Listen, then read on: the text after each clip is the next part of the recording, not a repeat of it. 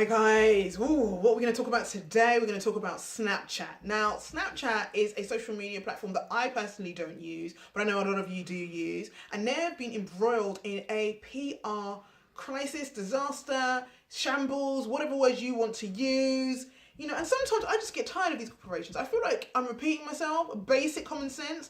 Now, if you don't know what the shambles is, I'm going to try my best to describe or explain what happened.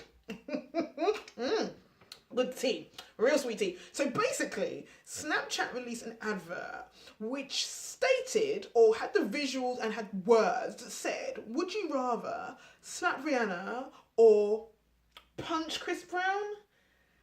Now, if you know the history of Rihanna and Chris Brown's relationship, then you'll know already that that's inappropriate. That's part one.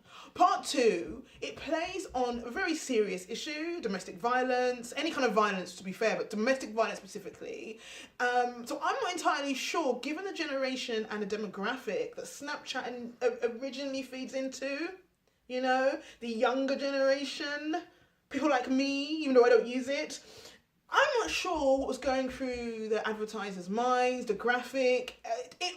Nothing makes sense to me. I'm sorry. I'm confused. I'm sure you were all confused when you see it. And what happened was literally within 48 hours, not even up to 48 hours, Rihanna has made her case, made a point, a response, in which she responded to the advert, and she said literally what I just said. She's inappropriate, and they were intentionally shaming domestic violence survivors.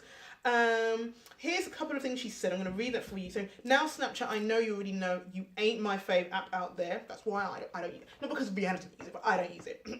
But I'm just trying to figure out what the point was with this mess. Truly. And the irony is she wrote all of this on her Instagram story. I shouldn't laugh. But it does feel like Snapchat is sabotaging itself, given that Instagram and Facebook have been really coming for them. So why, logically, would you do anything that would put your brand in jeopardy?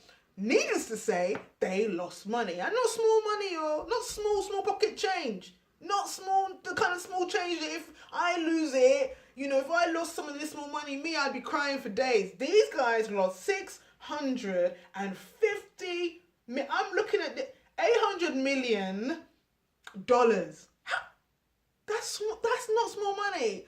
And so this is the lesson I want to leave with brands like Snapchat. If they ever wanted to have a conversation with myself or anybody actually who is just, they think they're being hip and they think they're being bold and controversial, is use your sense, first of all.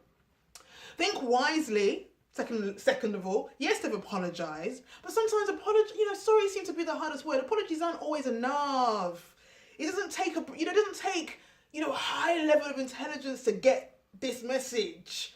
It was inappropriate, it was tacky, it was messy, and not all PR is good PR. I don't care what anybody says, I do not care, I don't believe it. It wasn't just a way of them to get attention, because they lost big money, 800 million, that's 650 million pounds, sterling, pounds. That's big money. If you don't want that money, come and give it to me. I'm here, Snapchat. So anyway, let's see how they come up from this. Hopefully they survive, because I know a lot of people love Snapchat. I never used it. It looks cute. The filters look good.